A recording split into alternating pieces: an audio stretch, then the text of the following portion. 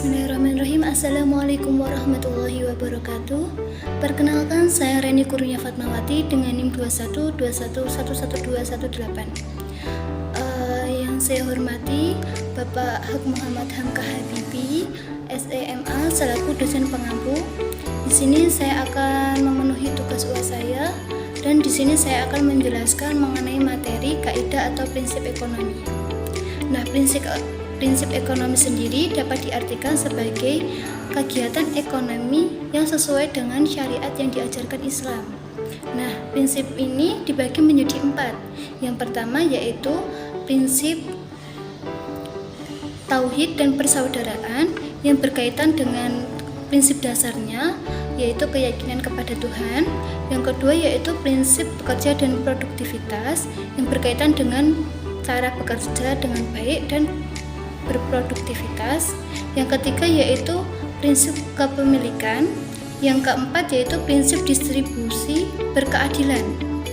Nah, di sini saya akan menjelaskan lebih detailnya yaitu mengenai prinsip yang kedua yaitu prinsip bekerja dan produktivitas. Nah, produktivitas atau bekerja yaitu prinsip yang menjadi pegangan dalam bekerja dan produktivitas yang baik sesuai dengan Islam. Nah, bekerja ialah kemampuan seseorang atau sekelompok untuk menghasilkan atau menciptakan barang dan jasa dalam waktu tertentu. Nah, jadi prinsip ini yang berkaitan dengan seseorang atau sekelompok untuk menciptakan atau menghasilkan suatu barang atau jasa dalam waktu yang ditentukan. Nah, pekerja sendiri diibaratkan yaitu sesuatu yang mulia. Menurut Pramandika, pekerja adalah orang yang memberikan jiwa dan tenaganya untuk dirinya sendiri, untuk keluarganya, untuk masyarakat, dan untuk negara, tanpa menimbulkan masalah dengan orang lain. Nah, untuk mencari nafkah yaitu perbuatan yang dimuliakan. Nah, maksudnya seseorang yang mencari nafkah ibarat suami untuk mencari nafkah untuk istrinya dihitung pahala oleh Allah. Nah, Allah telah menjanjikan barang siapa yang mau bekerja, barang siapa yang mau berusaha, maka Allah akan mempermudah jalannya. Nah, Allah juga mengatakan atau berfirman bahwasannya siang hari itu untuk bekerja dan malam hari untuk beristirahat. Nah, kemudian adapun dalilnya dalam Quran surat Az-Zariyat ayat 22. Bismillahirrahmanirrahim. Wa fis samaa'i rizqakum wa ma tu'adun. Nah, yang artinya di langit terdapat hujan yang menjadi sebab atau turunnya rezekimu dan apa yang dijanjikan kepadamu. Nah, maksudnya Allah telah menjanjikan rezeki diibaratkan hujan turun seperti itu. Nah, adapun dalilnya dalam Quran surat An-Nisa ayat 95 yang dijelaskan seseorang yang berjihad dengan harta dan jiwanya Allah menjanjikan pahala surga. Kemudian adapun dalil lain dalam Quran surat Al-Asr ayat 1-2 Bismillahirrahmanirrahim. Wal 'asri innal insana lafi khusrin. Nah, yang artinya demi masa sesungguhnya manusia dalam keadaan kerugian. Nah, maksudnya apabila seseorang tidak menggunakan waktunya dengan baik, maka dia akan merugi. Nah, jadi biasanya kita memanfaatkan waktu sebaik mungkin supaya kita tidak termasuk orang yang merugi seperti itu.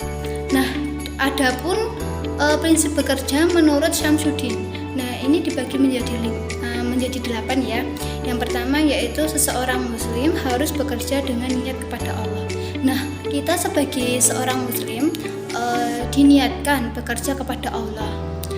Apapun pekerjaannya kita niatkan kepada Allah supaya Allah mempermudah jalan kita. Yang kedua, seorang muslim yang berusaha menghiasi dirinya dengan akhlak mulia. Nah, maksudnya seorang muslim bekerja dengan akhlak mulia seperti yang pertama jujur, yang kedua amanah, yang ketiga dapat dipercaya yaitu kan amanah, yang ketiga mau bekerja keras dengan baik seperti itu dan lain-lain. Yang keempat yaitu menghindari riba dan bentuk haram. Nah, seorang muslim harus bekerja dengan cara yang halal, mendapatkan rezeki yang halal. Karena apa? Halal yaitu untuk kebersihan jiwa kita. Apabila kita bekerja dengan cara yang haram, maka zat atau yang masuk dari cara yang haram kemudian akan menyebabkan penyakit seperti itu. Nah, yang kelima yaitu tidak boleh memakan harta orang lain secara tidak sah dan sia-sia. Maksudnya kita seorang muslim harus menjaga karyawan kita. Kita tidak boleh memotong gaji tanpa alasan seperti itu. Nah, kemudian yang keenam harus menghindari sikap atau tindakan yang merugikan orang lain. Nah, kita harus selalu menjaga diri agar kita tidak berbuat merugikan orang lain seperti itu. Yang ketujuh yaitu harus mengikuti aturan syariah yang berpedoman syariah Islam seperti tadi. Yang kedelapan harus mengikuti aturan syariah Islam untuk menghindari pelanggaran. Maksudnya kita sebagai umat muslim harus mengikuti aturan-aturan yang ada di syariah dan berpedoman dengan Islam untuk menghindari pelanggaran, seperti kita tidak semena-mena dalam memproduksi barang seperti itu. Nah, adapun bekerja akan dinilai ibadah. Maksudnya pekerjaan itu akan dinilai ibadah. Allah telah menjanjikan pahala kepada seseorang yang bekerja. Nah, yang pertama yaitu bekerja atau profesional yang tidak bercanggah dan dengan syariat Islam. Maksudnya kita bekerja harus sesuai dengan syariat yang diajarkan Islam. Nah, yang kedua yaitu mempunyai niat hanya kepada Allah. Nah, seperti tadi kita bekerja diniatkan kepada Allah, bismillahirrahmanirrahim, agar Allah mempermudah jalan kita.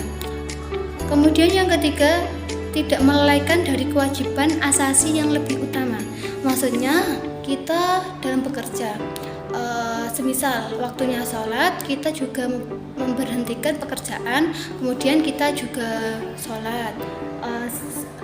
Apabila kita juga mempunyai rezeki yang lebih, kita juga bersedekah sesama muslim seperti itu. Kemudian kita juga berzakat untuk mensucikan harta kita gitu. Kemudian yang keempat atau yang terakhir yaitu melakukan suatu muamalah atau bekerja dengan sempurna. Nah, bagaimana cara menyempurnakan? Seperti tadi, adapun prinsip-prinsipnya tadi. Yang pertama yaitu kita bekerja dengan niat kepada Allah, kemudian kita mencari pekerjaan dengan cara yang halal seperti itu. Mungkin itu saja dari saya. Pastinya ada salah kata, saya pribadi mohon maaf. Semoga bermanfaat. Cukup sekian, terima kasih. Wassalamualaikum warahmatullahi wabarakatuh.